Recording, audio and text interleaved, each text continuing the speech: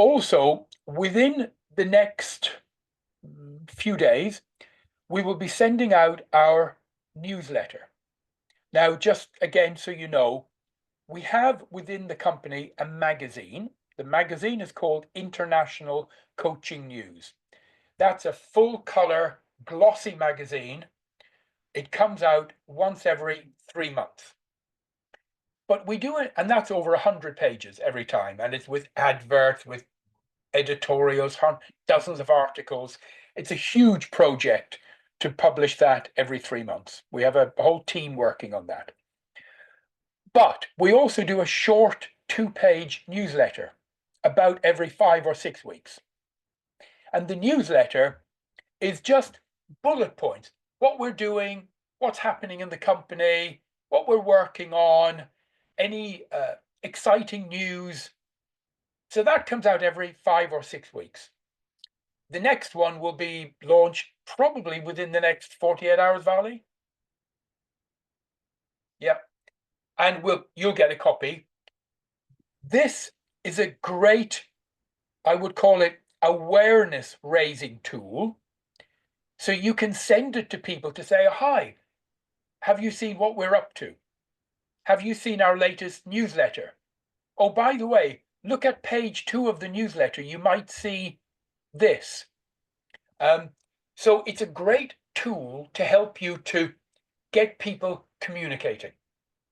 And everything is about, we'll talk about sales, but if you look at a sale, and a sale being the end of the road, before that, you have to build a relationship. And before that, you have to communicate.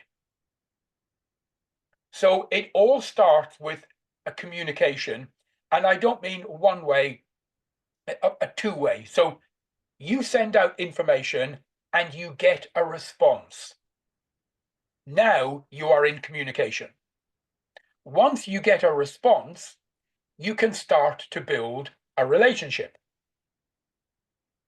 And once you start to build a relationship and people get to know who you are, they like you, they trust you, then a sale will come after that.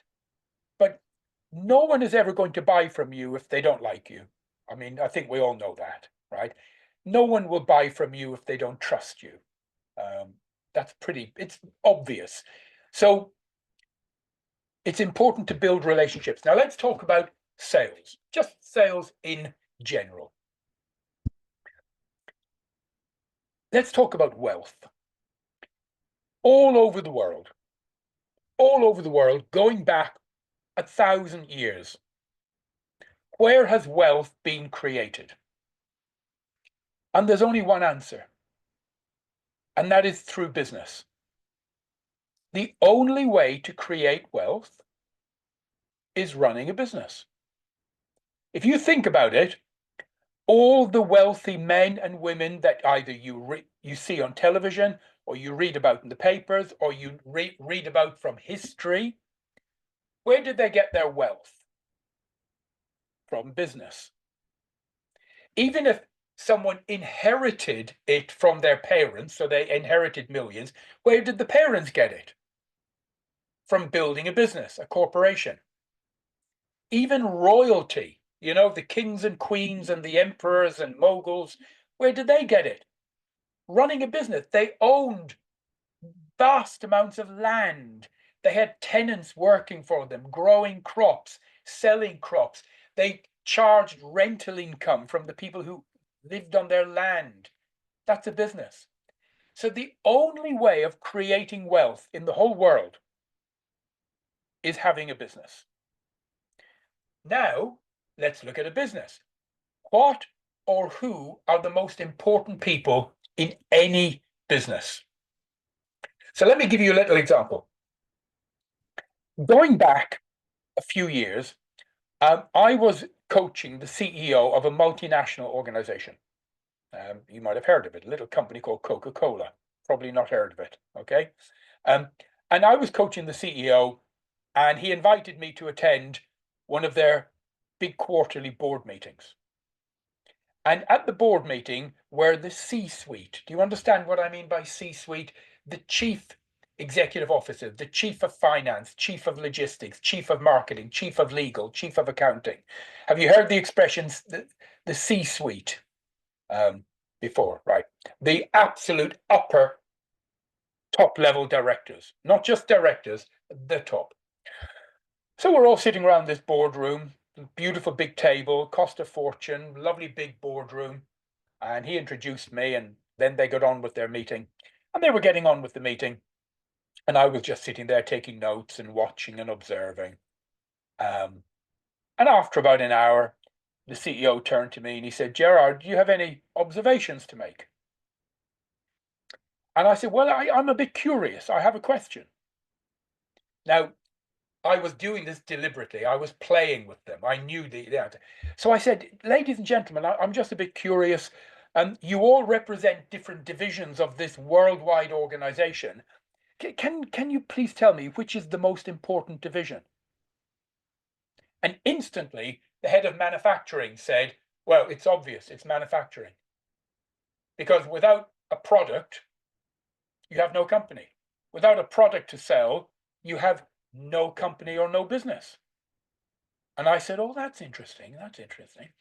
And then the head of logistics said, "No, no, no." He said, "Product means nothing.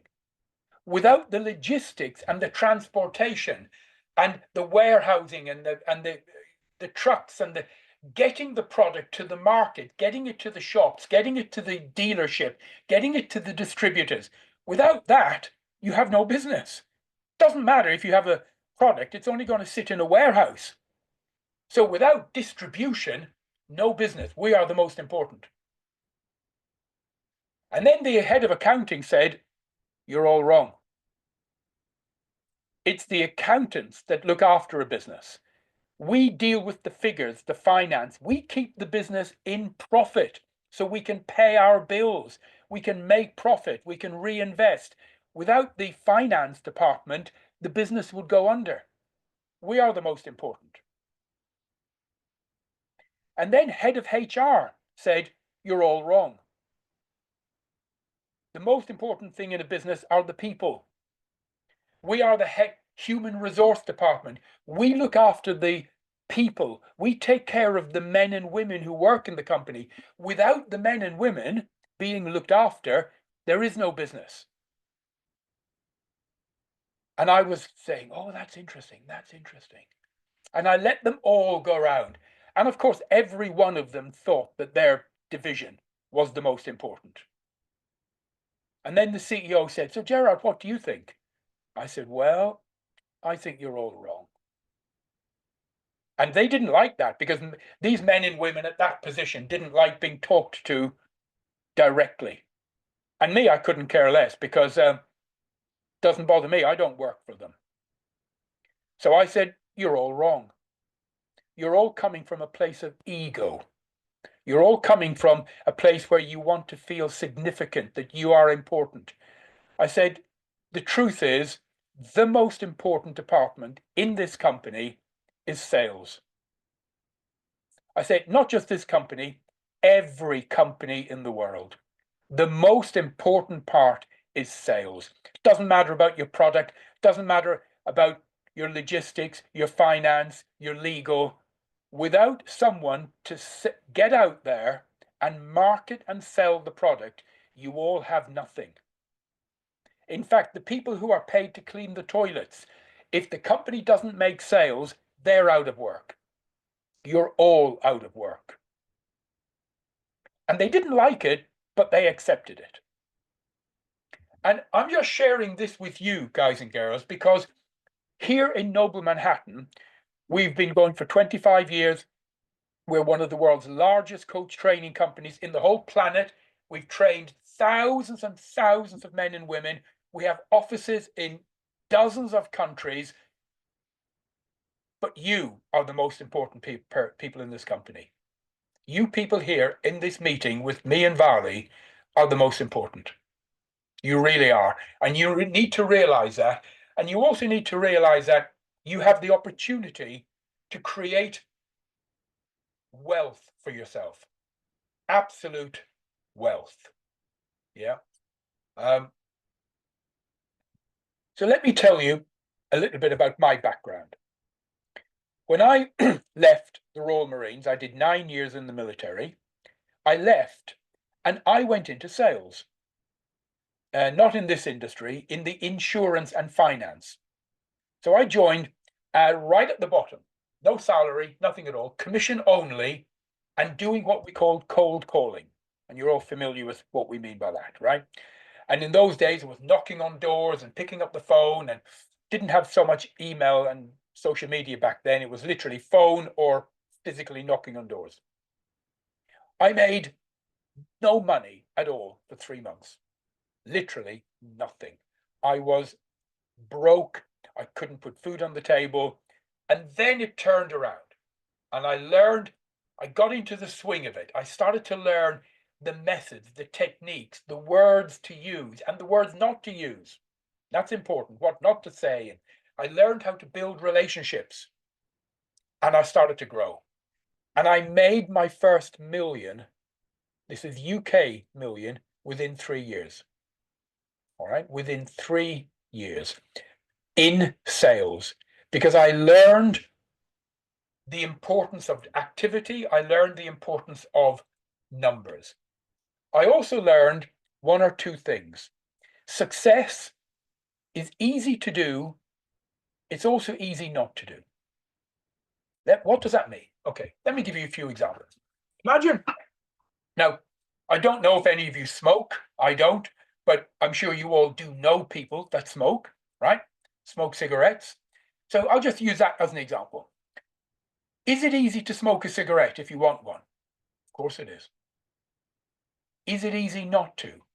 If you have the right mindset, yes, it is. Easy to do, easy not to do. So here's a question. If you've never smoked in your life, ever, and you have one cigarette, will you instantly die of lung cancer? No, of course not. But we would call that a serious error in judgment. Because if you do have one cigarette and then you repeat that on a daily basis and you compound it over the days, weeks, and months of your life, it will take you out of this life. So we would call that a serious error in judgment. Is it easy to do? Of course it is. Is it easy not to do? Absolutely. Another simple example. You know, you've all heard of McDonald's. I'm sure you all have a McDonald's somewhere near you in your city or town. Yeah. So let's say you're walking downtown and you're feeling hungry and you go into McDonald's and have a juicy Big Mac. Is it easy to do if you're feeling hungry? Of course it is. Is it also easy to make a different decision and have something different? Of course it is. If you eat one Big Mac, will you instantly have a heart attack and die? No, it doesn't work like that. But if you have a Big Mac and you repeat that on a regular basis and you compound it over the days, weeks, and months of your life, it will take you out of this life. Absolutely. So if you're feeling hungry, is it easy to have a Big Mac? Of course it is. Is it also easy not to? Yes, it is. So when I was doing sales, I realized the importance of what I call pain and discipline. And I used to make 3 appointments a day, not initial phone calls, not information being sent out, that would all have to happen beforehand. You know, and to make one appointment, you might have had to have information going to 10 people. To get 10 people to agree to accept information, you might have had to have called 20 or 25 and so on. So there was a process before. But I made a commitment that I would never go to bed at night until I had made 3 actual appointments. This is an appointment for me to go to that person's house and see them in their own house and make a presentation. Do you understand what I mean about that? I used to make a presentation about the benefits of life insurance and pensions and savings and so on. And I used to be in someone's house maybe an hour doing my presentation, and then it would lead to a sale or not. But I knew my numbers. For every 3 presentations, I'd get 2 sales. Well, not at the beginning. We'll come to that. So I started to make a commitment that I would not go to bed until I had made 3 firm appointments with prospects. And it might be for next week, the week after, but they were in my diary. And that's when my life changed around and my success changed. And I started to work on my ratios, my numbers, and I started to realize, how many people do I have to phone before one person says, yeah, you can send me some info? And then how many people do I have to follow up before they say, yeah, you can come and see me? And I realized something many years ago. Life is about pain, or part of it. You and I will all have to pay the price. What price do we have to pay? We have a choice. You and I will have to pay a price. We either pay the price of discipline or the price of regret. The price of discipline or the price of regret. Discipline weighs ounces, regret weighs kilograms and tons. How often have you heard people say in your life the 2 saddest words in the world? If only. How often have you heard people say this? Maybe grandparents or older relatives, and people say, oh, if only. If only I'd stayed longer in school when I was younger. If only I'd moved abroad. If only I had taken that job when it was offered to me. If only I had done this. Have you ever heard people say that? If only? Yeah. And usually when they say it, it's too late. Very sad. So you and I, we have to pay a price. Either the price of discipline or the price of regret. Discipline has that much pain. Regret has that much pain. So I made a commitment to myself many years ago that I would rather pay the price of discipline instead of the price of regret. And what helped me was working out my ratios, working out my figures. Now, you can't really start to work out your ratios until you have a lot of numbers. If you've only ever contacted 5 people, you can't work out your ratios. But if you're contacting 50 people a day, 50 a day, 50 a day, 50 a day, 50 a day, after a week or two, suddenly you begin to know the type of response you get, the numbers of response, the good response, the bad response, how many to follow up on. Now you can work out your figures. And I find that personally, and we're all different, I find that very motivating, because then I'm able to know, well, X amount of phone calls leads to 1 sale. I'll just make that many phone calls or send that many emails or contact that many people on LinkedIn or Google, and it'll work out. The technique I showed you, ladies and gentlemen, about a week ago, where you use Google, you find someone's website, and you make a comment on it. Do you all remember that? Yeah. I shared it with another team we have. We have a division within Noble Manhattan called the Alpha Group. Been going for 10 years, very successful. And they have a marketing team, about 8 people. And I shared it with them last week. And one of them, John, gave it a title. He called it Gerard's Law. So I thought that was quite funny. He said, we'll call this Gerard's Law. And he immediately started to use it. And then he sent an email to the rest of the team and a Word document, which I sent on to you earlier today. Did any of you see that? Did any? Yeah. And he used my script for the first email, and then for the follow-up, he changed it a little bit, made it more personal to that individual.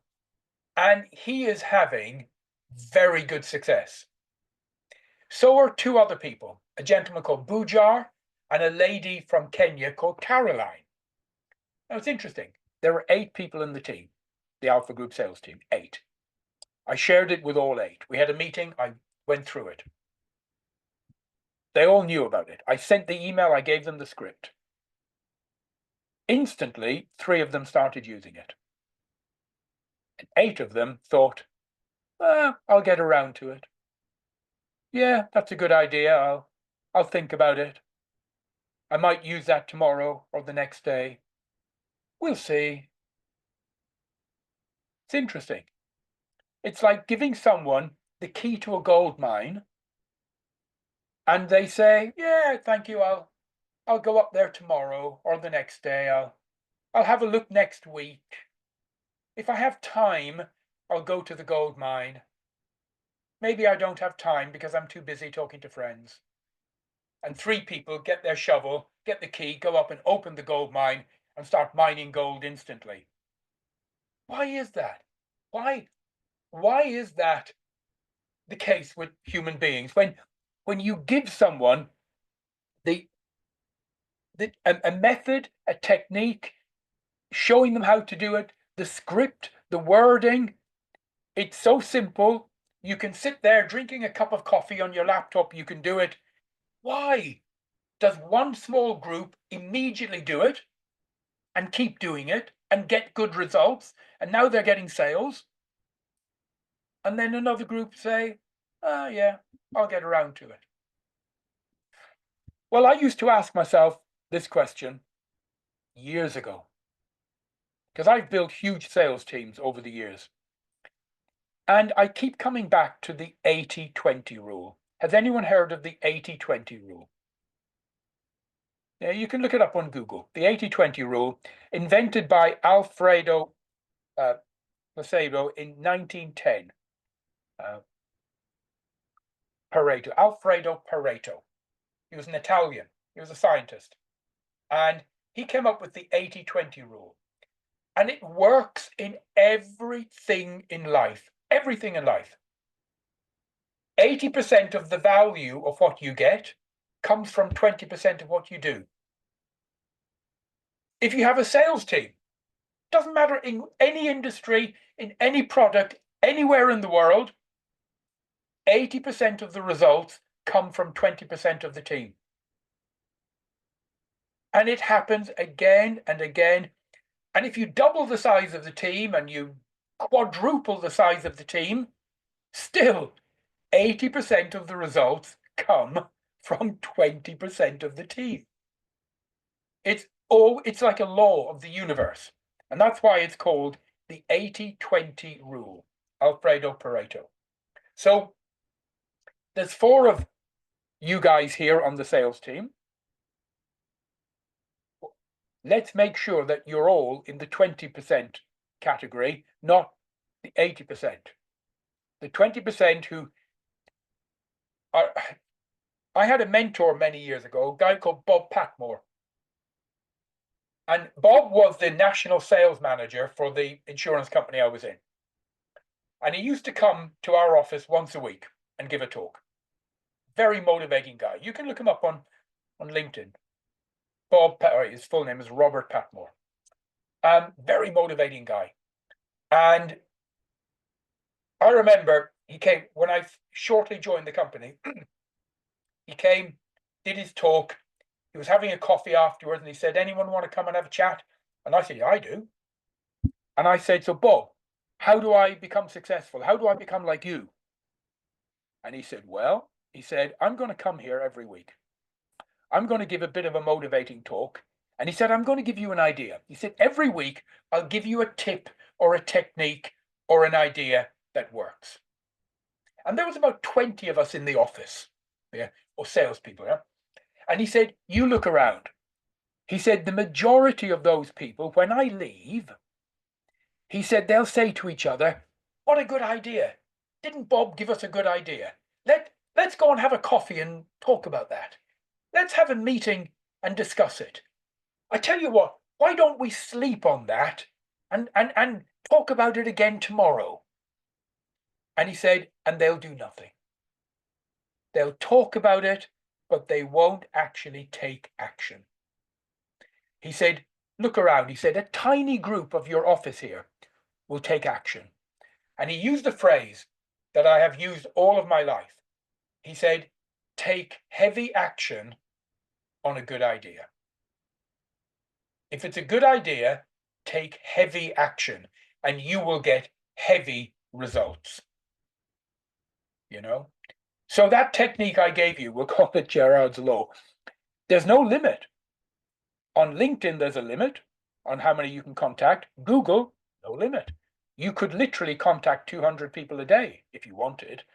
But I suggest you set yourself a target. I suggest you put a stake in the sand where you make a commitment, right? You make a commitment and you say, I commit to contacting X amount every day using this technique, no matter what. No matter how I'm feeling, tired, ill, no matter what's going on in my life, I will commit to contacting X amount every day using that technique. Some days it'll be good results, some days it'll be terrible results, but it doesn't matter. It's not on a daily basis. It's over time. So how many should you contact? I don't know. I'm not going to give you a figure, it's up to you. But literally using that, how long does it take to contact one person? Do the search, go to their website, send the mail, because you would have it cut and pasted, just cut and paste, change their name. 1 minute, 1.5 minutes, I don't know, something like that. So doing 50 in a day is child's play. But 50 in a day, it's 250 in a week. That's 1,000 in a month. 1,000 people you're reaching out to in a month on a personal way where we know you're going to get a high percentage response. My God, 1,000 a month, how many sales are sitting in that number? Quite a lot. Yeah. But then we come to the old other saying, SW, SW. Some will, some won't. Some will, some won't. And I never know why. It always confuses me because people get into sales because they're motivated. They want to do something. They want to build a future for themselves. They want to create a wonderful income, a safety, a security for them, their family, their children. And then some will and some won't. Why ask why? It's human nature, human nature. So, Vali, could you stop the recording?